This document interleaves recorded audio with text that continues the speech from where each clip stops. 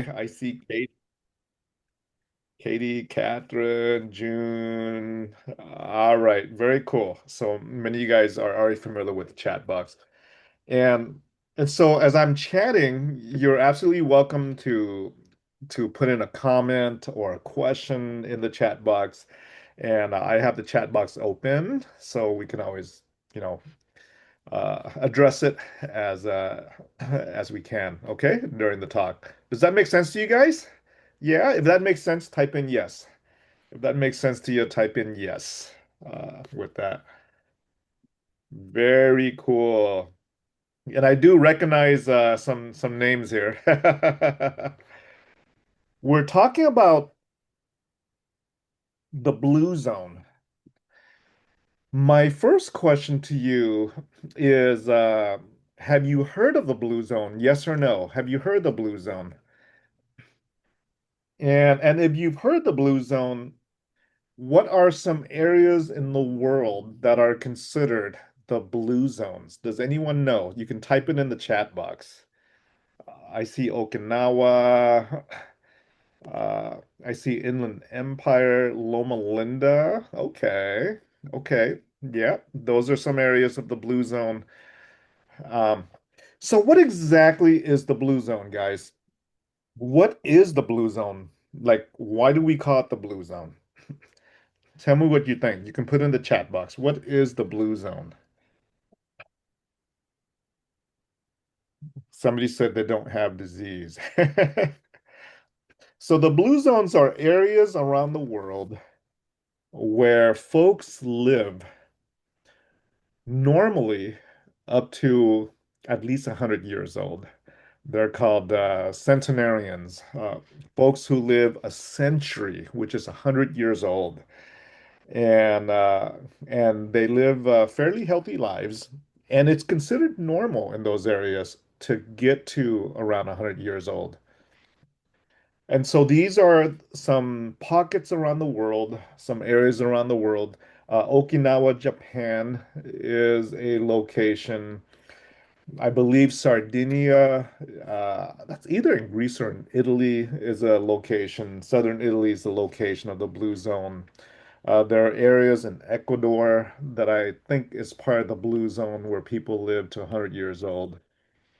And believe it or not, right here in Southern California, there is a city that you guys have mentioned that is considered part of the blue zone, and that is Loma Linda, California, which is not too far away from us. How far is Loma Linda from us?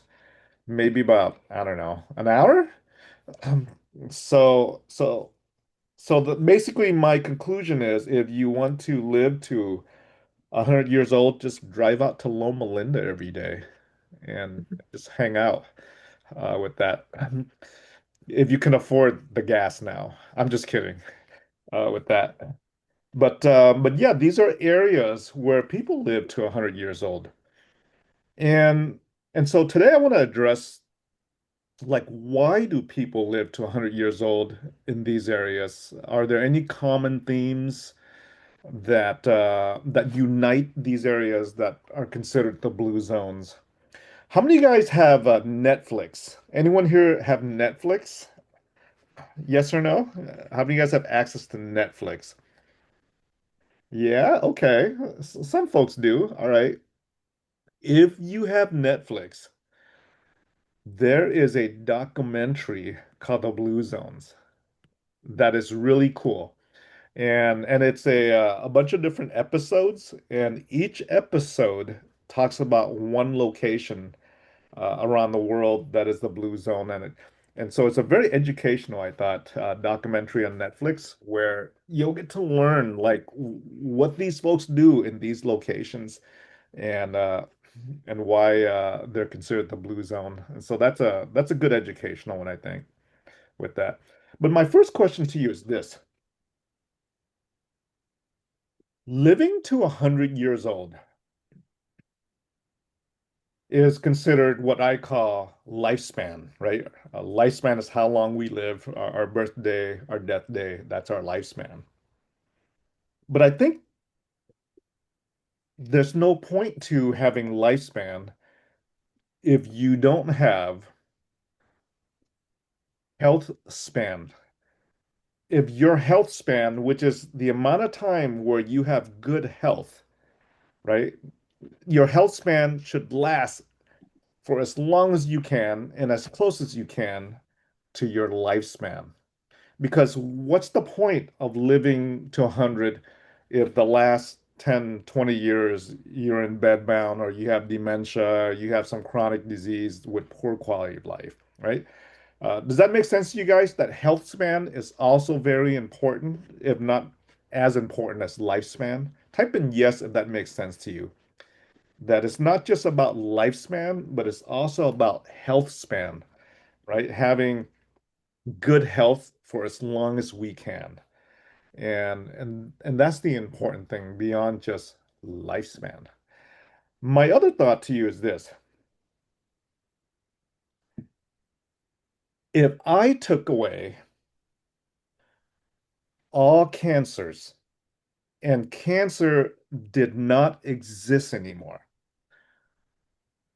how much longer do you think we will live if we took away all of cancer? Does anyone have an idea on that? If we eradicated cancer, how much longer would you live? How many years do you think you'll live longer? Throw in some guesses in the chat box. If we eradicate cancer, how much longer? How many more years would someone live? Longer. Any ideas on that? And I see 120 years, 20 years. So so I have an answer for you guys. If we eradicated cancer and nobody had cancer ever in the United States, we would live an extra 2 to 3 years only. We would live an extra 2 to 3 years only.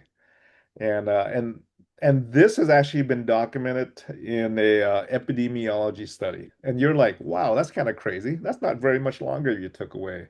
Why is that? Why would we only live an extra 2 or 3 years if we took away off cancer? Anyone know? Anyone know why we only live an extra 2 or 3 years?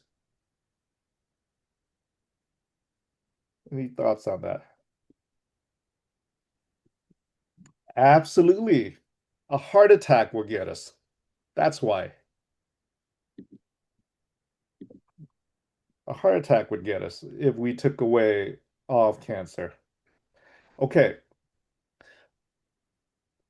what if we took away all heart attacks and no one ever got another heart attack again? How much longer would you live?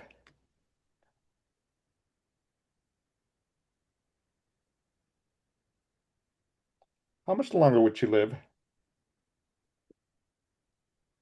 if we took away all heart attacks? How many more years would you add to your life?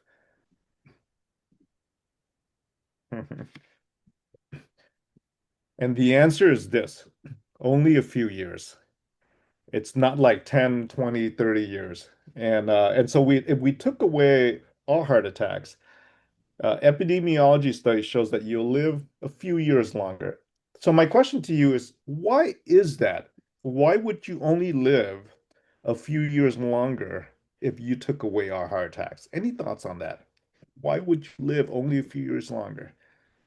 Any thoughts on that? You could put in the chat box. All right. Because cancer will get you, all right? Or some other chronic disease will get you. That's why. And so my point is this.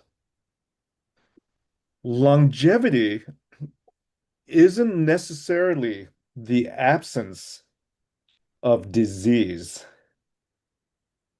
Longevity isn't necessarily the absence of disease. right? So if I took away one disease, another disease will get you. If I took away another disease will get you.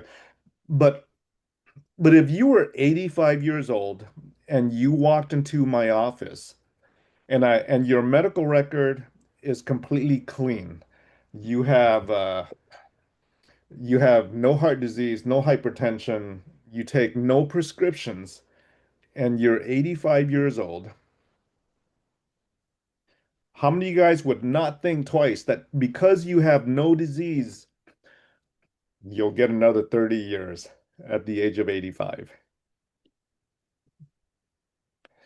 Versus somebody who's 25 years old, walk into the doctor's office, and they also have no disease, their chart is blank, they're not taking any prescriptions.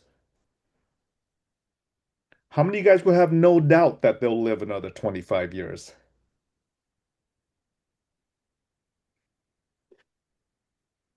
right? Yeah. So somebody who's in their 20s walking in with no prescriptions, no diagnosis, no diseases, we don't question twice that they'll live another 25 years. But if somebody who's 85 walks in, no prescription, no diagnosis, a blank medical history, we actually question twice if that person who's 85 will live an extra 25 years. So so longevity is not about the absence of disease, is it? So what is it about the person who's 25, if it's not the absence of disease, what is it about the person who's 25? Why is it that they live longer than somebody who's 85? Like, what makes the difference?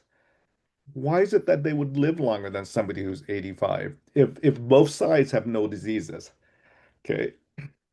I see here stress level. I see here body is new, poor diet, lonely. Okay, okay, some good thoughts, right? A lot less illnesses, stress. So is it stress? Is it mainly stress that cuts your life short? Or is it other things, right? Sharp brain. So it's something to think about. Here's another thing to think about. Have you ever heard of the term biological age? We all have a chronological age, which is our birthday, right? That's our chronological age. It's our birthday, when you were born, and how long you lived up to today is your chronological age. Have you ever heard the term biological age? Type in yes or no if you ever heard that terminology. I see yes, I see no, I see yes. Kind of half and half. So half you guys have heard about biological age, half you guys have not heard about biological age. It's very interesting.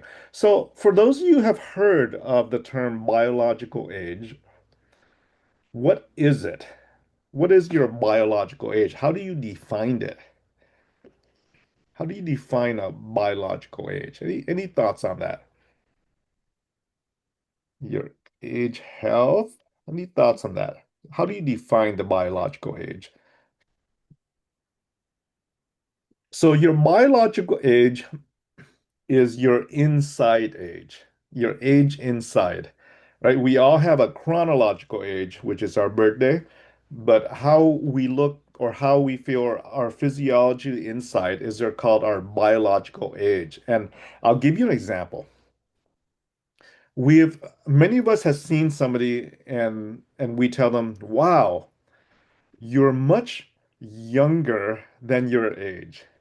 Right? So that means their inside age, their biological age looks younger than their chronological age. And then we've seen others where, and I maybe I don't know if you recognize it, but I've seen a lot of presidents who were presidents and then they became ex-presidents, and all of a sudden their hair is really gray after 4 years, 8 years, right, of the presidency.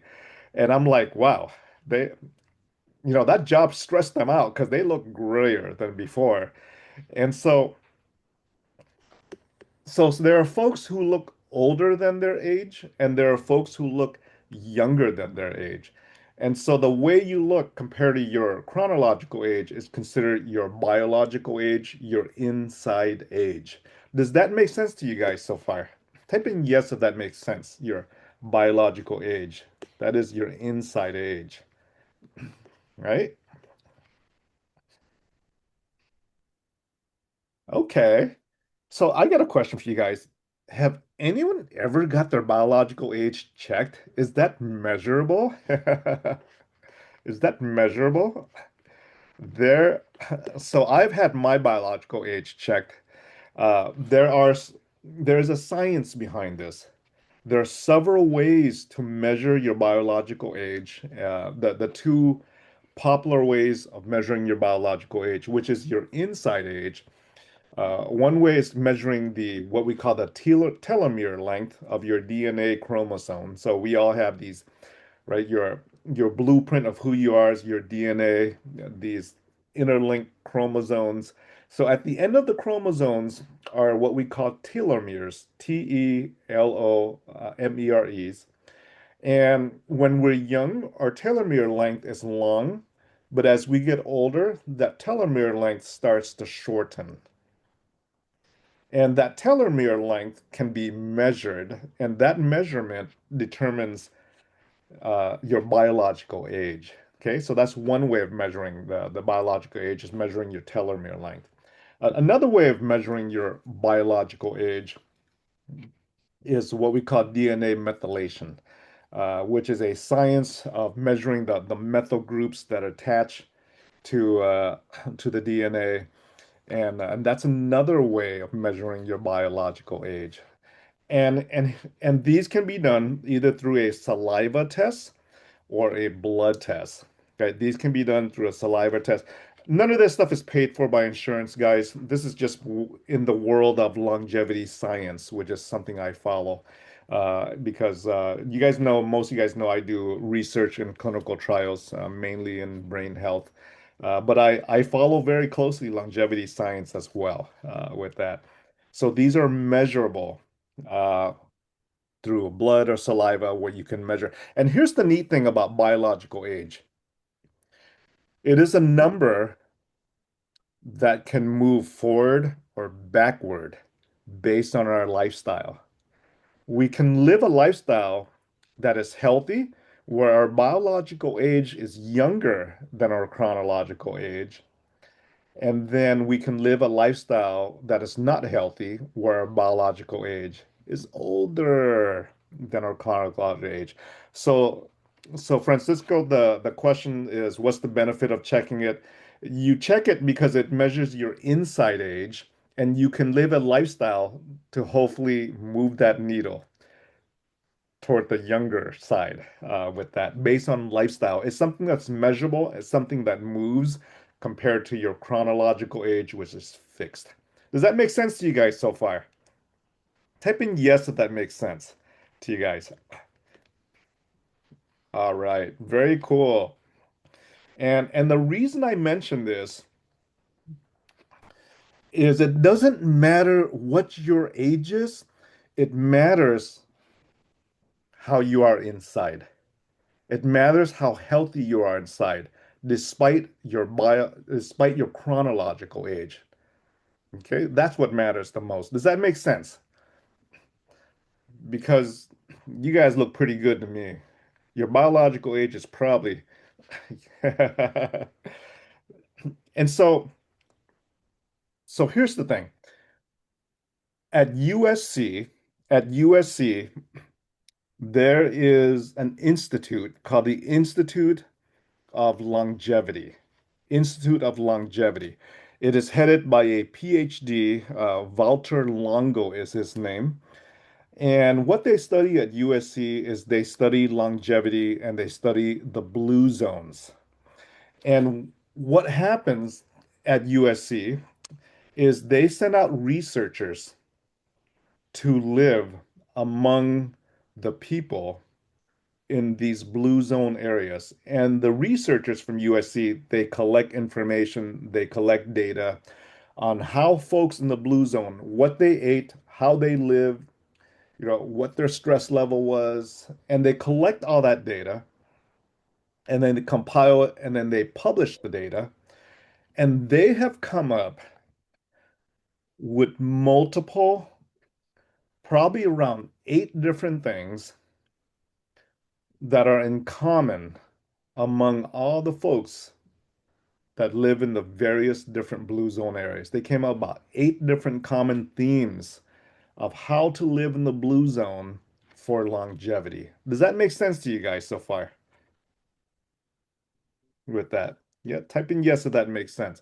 And what I want to go over with you guys is this. I want to go over those 8 themes of folks who live in the blue zones that are common and how we can look at our lifestyle and kind of compare and get some ideas, some tips on how these folks live in the blue zone so that they live to 100 years old. And not just for longevity as far as how long they live, but also for health span, because these folks live fairly healthy up to the end. They don't necessarily live with a ton of chronic diseases, in the last 30 years of their lives. They live fairly healthy with that. All right.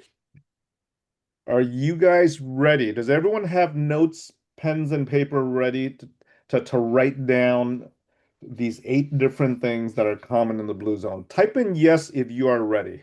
Type in yes if you got pen and paper and you're ready with that, and we can go over it.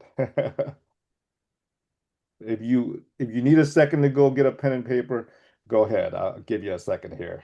The all right.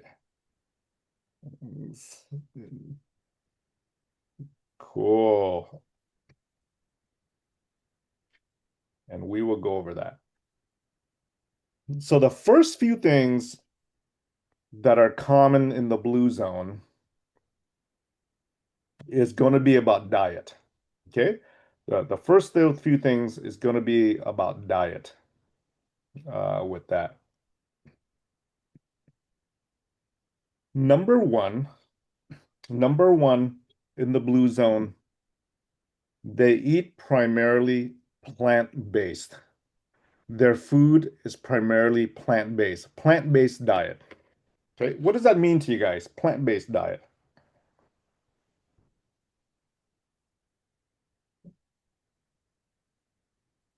plant-based diet. To So if you had a plate of food, if you had a round plate of food, at least at least 3/4 of that plate came from the ground. Okay, at least 3/4 of that plate came from the ground. That's fruits and vegetables, that's salad, that's beans, that's grains, right? Plant-based diet, number one. Very different from the American diet.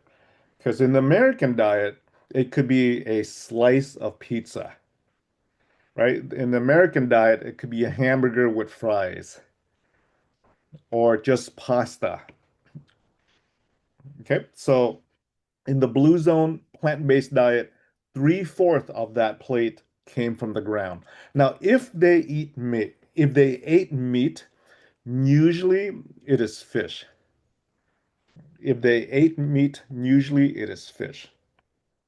Okay. So that's number one. Number two, number two, their protein, the protein intake that they have normally comes from plant-based protein, as opposed to animal-based protein. Give me some examples of plant-based proteins. Does anyone know? Type in some examples of plant-based protein.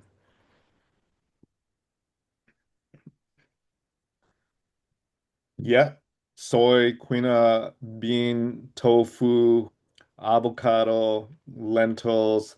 Yeah, great examples, guys. Great examples. Seeds, great examples of plant-based proteins. Lots of beans, lots of nuts with that. Lots of seeds as opposed to animal-based protein. Okay?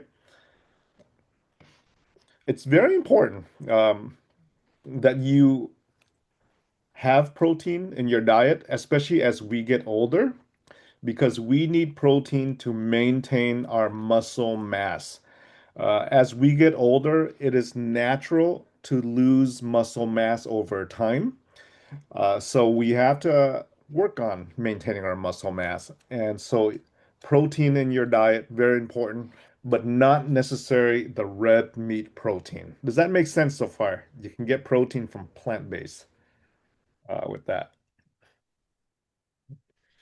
Cool. In the blue zone, the in the blue zone, they do not eat a lot of processed sugar or simple carbs.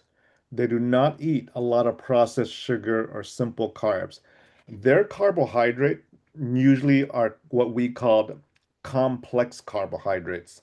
And what that means is these are unrefined carbohydrates that comes from whole grains, vegetables, and things of that sort, as opposed to just white sugar or white bread or white rice and things of that sort. So the carbs they get are always or typically unrefined, where you have the the fiber that's embedded to the carbohydrate with that. Very different from the American diet. Does that make sense to you guys so far? Complex carbohydrate as opposed to simple carbs. That's the difference between white bread versus whole grain bread, or white rice versus wild rice, brown rice, things of that sort. Okay, so carbs is not bad. It's the type of carbs, and in the blue zone, they eat the complex carbs. Okay, and so they don't have a lot of like processed sugar with that. Here's another interesting thing in the blue zone. They eat primarily two main meals a day. They eat primarily two main meals a day. How many meals do Americans eat a day? How many meals do we eat a day, guys? How many meals do you eat a day? I see three or four, three. Really, no snacks? That's pretty good, right? So normally, for many of us, there's you wake up and there's breakfast. And how many of you guys sometimes have a snack between breakfast and lunch? Type in yes. How many of you guys sometimes have a snack between breakfast and lunch? Okay, some folks here have a snack between breakfast and lunch. So we got breakfast, and then sometimes we have a snack between breakfast and lunch, and then we have lunch, right? How many of you guys sometimes have a snack between lunch and dinner? Type in yes. How many of you guys have a snack sometimes between lunch and dinner? Okay, so that's like four different times we put food in our mouth between between breakfast and in the afternoon, and then you got dinner. Then you got dinner, right? How many of you guys sometimes have a snack after dinner or that after dinner dessert? Type in yes if you do with that. Yeah. So so we often can eat up to 5 or 6 times a day where you're putting something in your mouth every day. And why is it the same names keep popping up for all the meals and snacks with that? Okay. And and so in the American diet, we eat pretty frequent. And depending on what we eat, depending on what we eat in the American diet, it it makes our system work harder. So let's say you wake up and it's breakfast time and you have, let's say, an American diet, pancakes for breakfast or a muffin or a donut or a bagel. Right? What happens to our blood sugar? What happens to our blood sugar when we have that kind of American diet? Blood sugar goes up, right? And when the blood sugar goes up, What does your body make to bring that blood sugar down? Type in if you know the answer. What does your body make to bring that blood sugar down? Cool. Insulin. Okay. You guys are a smart group here. That's correct. Insulin. Okay, let me ask you another science question. What organ of the body makes insulin? What organ of the body makes insulin? Does anyone know? Anyone know? Yes, the pancreas. Absolutely. Okay. Smart group. Yes, the pancreas makes insulin. And so if you think of the pancreas as a, I don't know, as a factory, right? And the factory makes a widget, and this widget is insulin. The factory, which is the pancreas, has to go to work every time you put something in your mouth, especially in the American diet when you were eating the wrong food and our sugar starts to go up. The factory needs to turn on, right? The pancreas needs to turn on to make the insulin to bring our blood sugar back down. Does that make sense to you guys so far? That every time you put something in your mouth, especially if it's the wrong food, your sugar goes up and the factory needs to turn on, the pancreas needs to turn on to make the insulin to bring the sugar down. If that makes sense to you, type in yes. If that makes sense to you guys, type in yes about that. Okay. So so let me show you a scenario of what happens in America, right? So you wake up in the morning, it's breakfast time, and it's pancake time, right? Your blood sugar starts to go up, the factory turns on, the pancreas turns on, it gets to work because it has to make the insulin to bring that blood sugar back down. By the time the blood sugar starts to go down, it's snack time, right? It's time for that mid-morning snack. And maybe that snack is whatever, right? Uh, maybe that snack is more pancakes. That blood sugar starts to go up again. The pancreas, which is your factory, turns on again. It has to turn on to produce insulin to try to bring that sugar back down. So as the sugar is starting to go back down, guess what? It's lunchtime, right? Depending on what you have for lunch, what happens to that sugar, guys? Starts to creep back up again.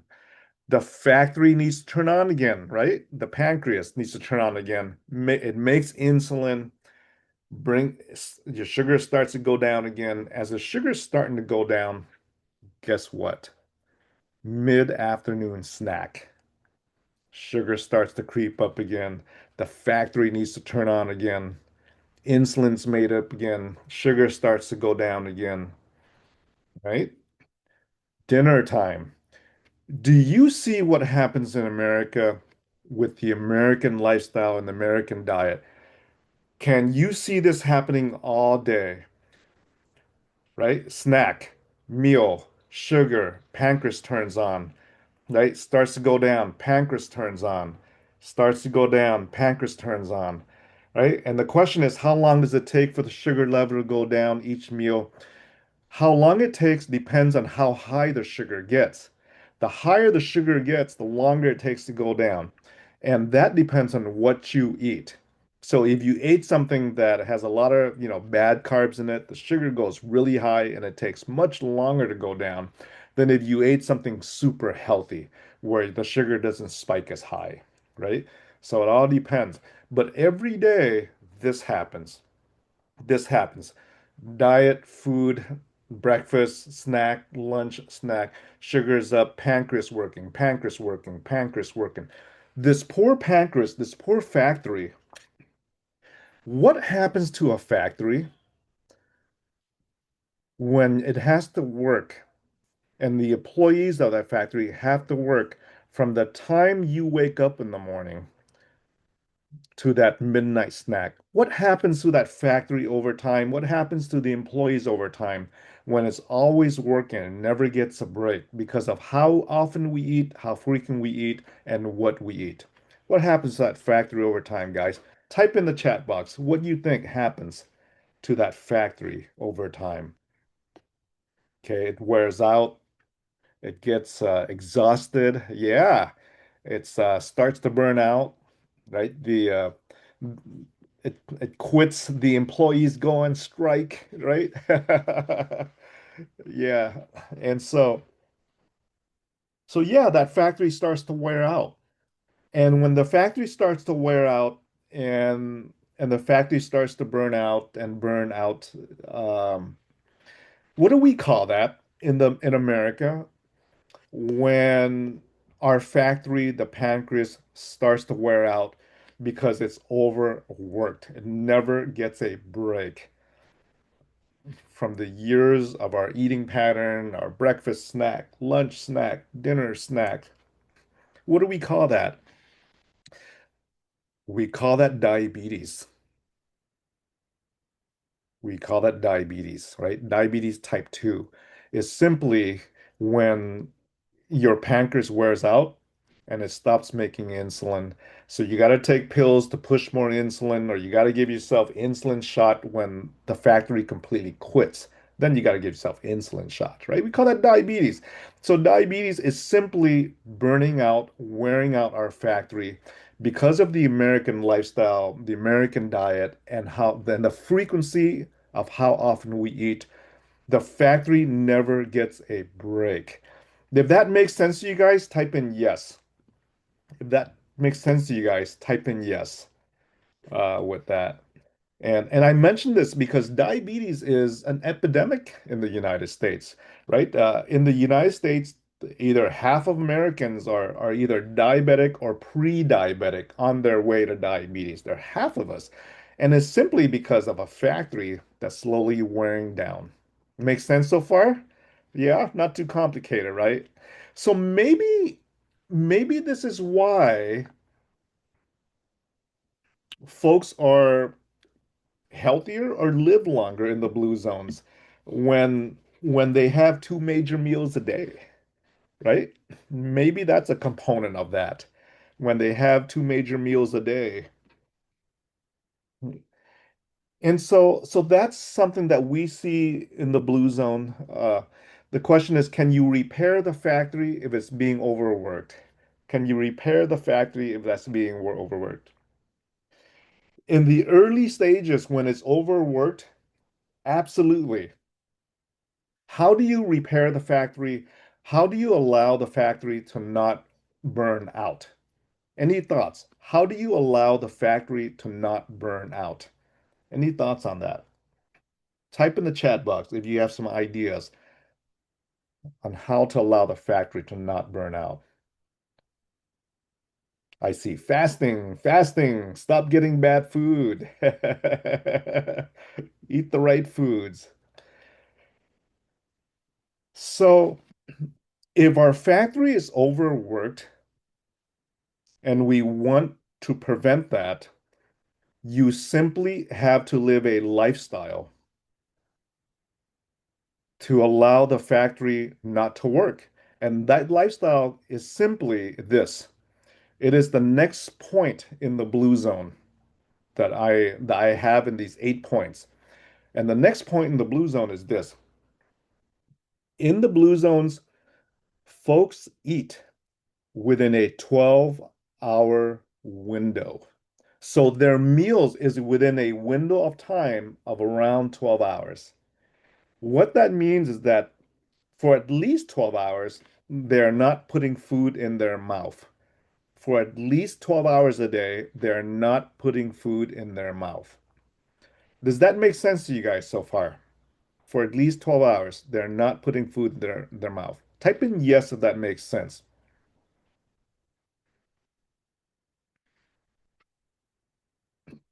How many of you guys think, oh man, that's kind of hard. I don't know if I can do that because I need breakfast, lunch, dinner, and snacks. How many think that's kind of hard? How many guys think it's not too hard?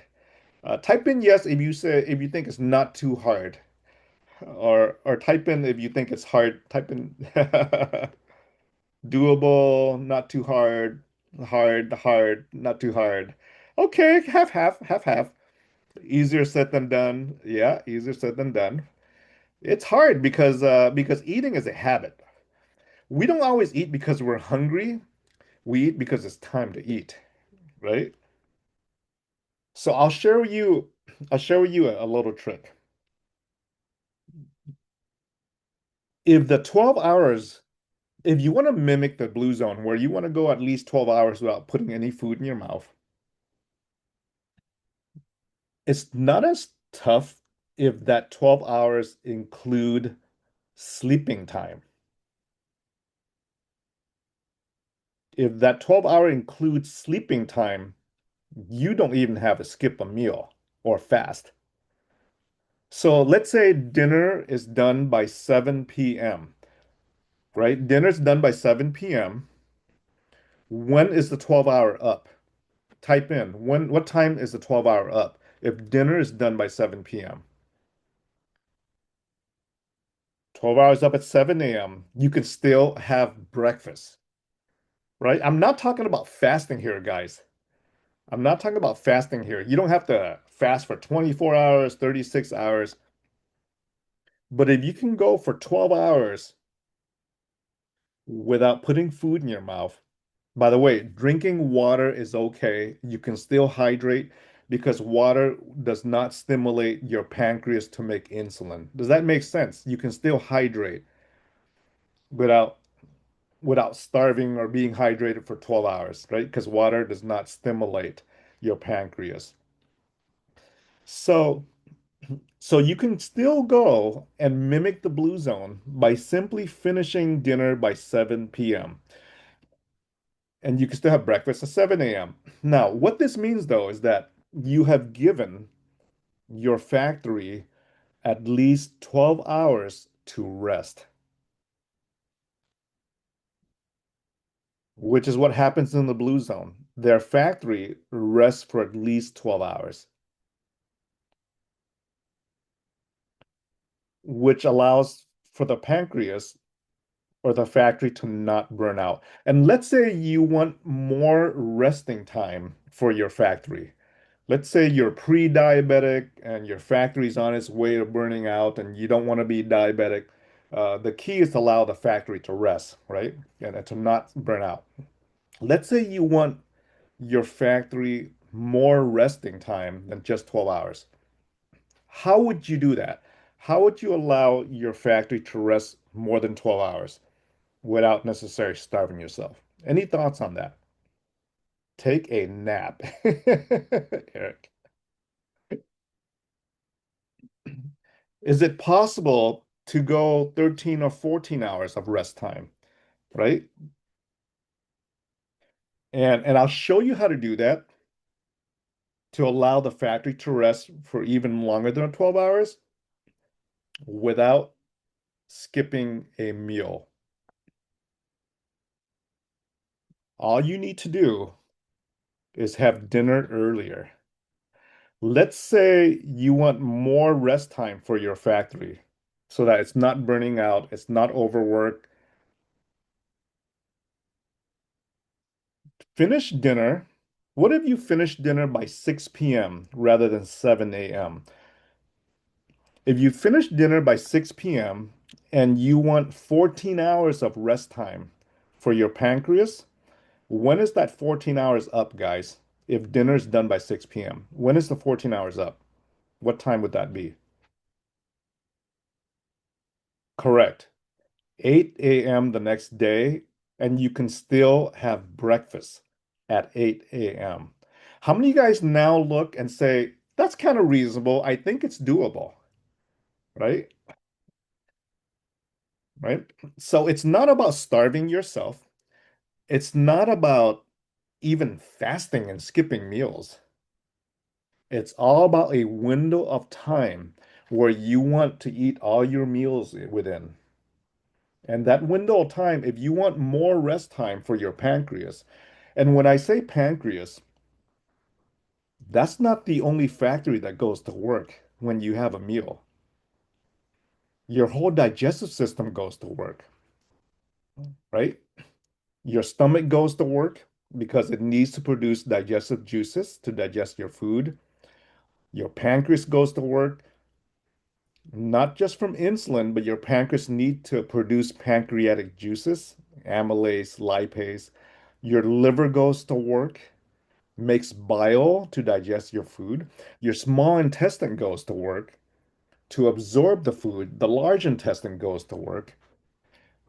So the entire system of your body goes to work, and these are all factories that go to work. It's not just one factory we're talking about. And so in the blue zone, when you're able to time your meals within a certain amount of time where you eat, and you're not eating at the other amount of time, you're essentially allowing the body to take a break, to regenerate, to not burn out, and to not overwork. Does that make sense to you guys? Type in yes if that makes sense. Type in yes if that makes sense. Mm. Darlene says, doesn't the brain needs regular intervals of glucose? Great question with that. How many of you guys are like, oh, if I wake up, don't I have to eat regularly to have sugar so that my body can use the sugar and have energy? If I don't eat right, I may start to lose energy and things of that sort. So great point. So the first thing to consider is this: you're not skipping a meal. You can still have breakfast, lunch, and dinner. Right? So let's say you did a 14-hour window where you're not eating. You just finished dinner by 6 p.m. and breakfast is at 8 a.m. So you're not losing energy, you're not losing a meal, you're just extending that time frame, that window for the factory to rest. Does that make sense so far? And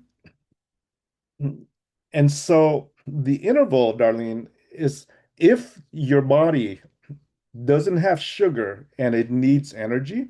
By the way, if your body doesn't have sugar and it needs energy, what does the body burn next? What is plan B? What does it burn next for energy if there's no sugar? Type out the answer. What does the body burn next? Absolutely. Absolutely. It converts itself from sugar burn to fat burn. It converts itself from sugar burn to fat burn, and when it burns fat, that produces energy in lieu of sugar. So the end result of fat burn is what we call ketones, ketone bodies, and that ketone is used for energy in lieu of sugar. How many of you guys could use some fat burn? Anyone here can use some fat burn? I, I just showed you a little trick on how to use fat burn. Is don't have sugar. Right? If you don't have sugar, the body burns fat. And if the body burns fat, you'll lose fat with that. Okay? Got a few minutes left for you guys here. You guys having fun so far? Type in yes if you're learning something with that. Very cool. Okay, let me tell you the next few things, okay? And then we'll wrap it up here. All right. Can you have sugar from fruit? Absolutely, you can have sugar from fruit because you can have sugar from fruit because it's got the fiber that goes along with the sugar, which is good, right? That's the complex carb as opposed to just regular white sugar. Okay, next thing on the blue zone, these 8 common things that they have in the blue zone is that folks are physically active. Everyone is physically active. And it's not because they go to the gym, 24-hour fitness. Most of these locations don't have gyms even, right? What they do in their normal life requires them to be active. Unlike us Americans who will drive for 5 minutes to go somewhere, most of the world actually walk to where they need to get to. Does that make sense? So physical activity is very important in the blue zone. Physical activity, especially as we get older, we need to be how physically active, how much exercise should you do a day? Anyone know? Type in how many minutes of exercise should you do a day for physical activity? What's the recommendation with that? Yeah, so we recommend typically about half an hour. Half an hour of doing something. You don't have to run or jog. Even a nice brisk walk is good.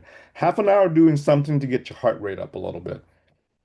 Because when your heart rate goes up a little bit, you're improving circulation to your brain, to your body with that. So in the blue zone, physical activity is a normal part of life. They do something every day to be physically active. All right. Next thing in the blue zone is interesting. And in the blue zone, the definition of family is different than the definition of family in the United States. So in the US, a family in one roof, under one roof, is basically parents and the kids. Make sense so far? Parents and the kids. Mom, dad, right? And the children. That's the definition of family under one roof. Does that make sense to you guys so far? Type in yes if that makes sense. That's the definition of family in the US. Cool. So in the blue zone, the definition of family under one roof is usually three generations: grandparents, their children, and the grandkids.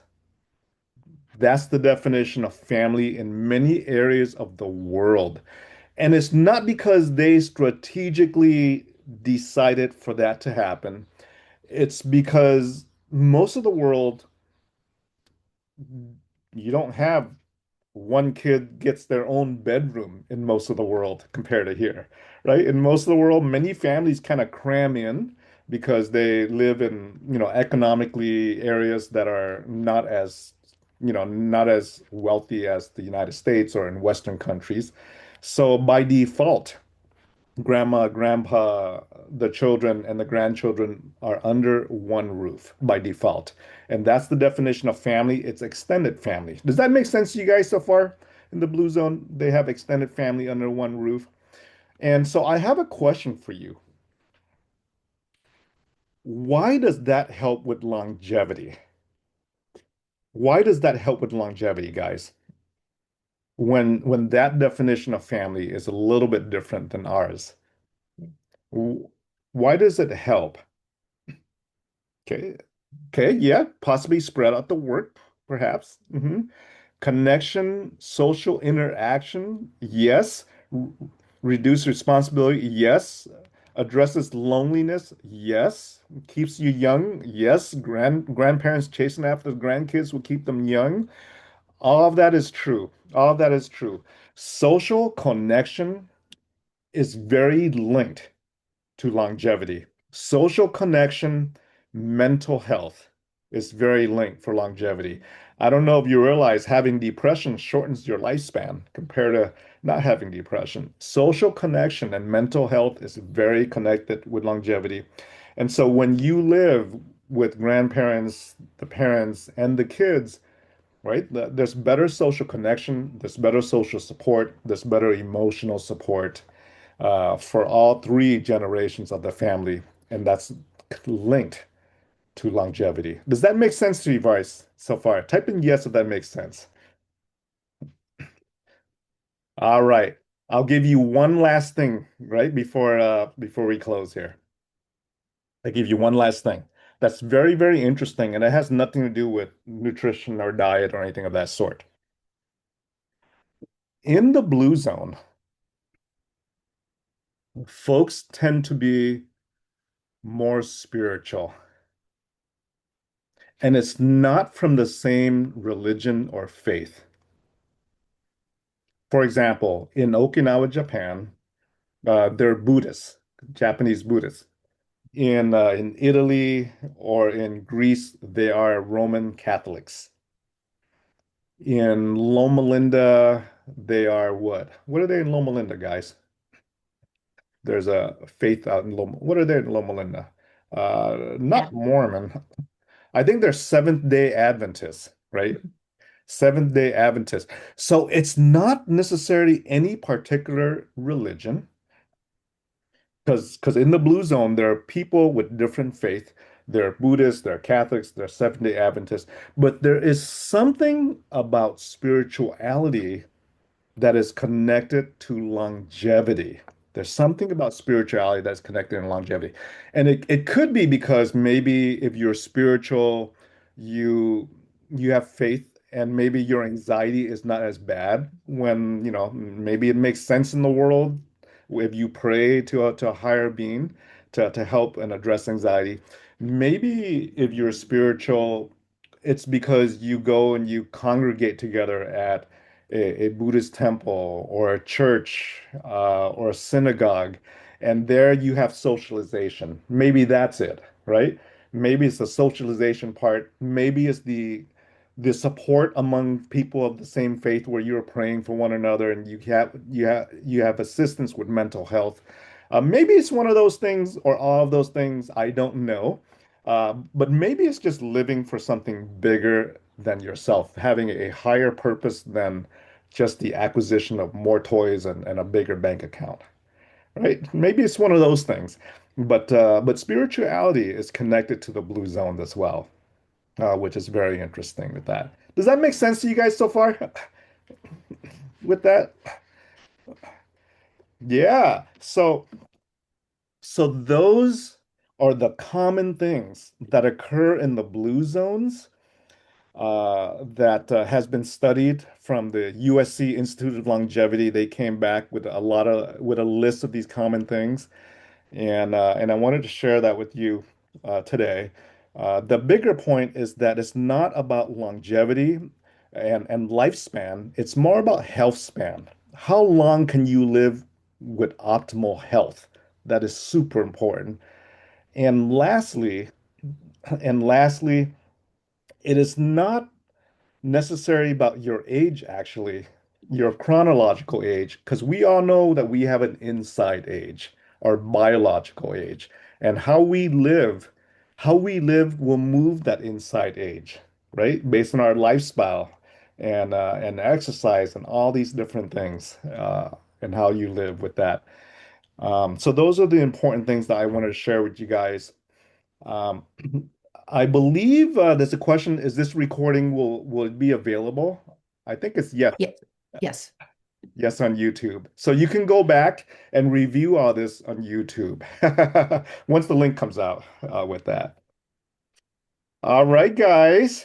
I'm sorry I went a little late over time with that. I'm definitely open to questions. Folks want to know your email address, Allison.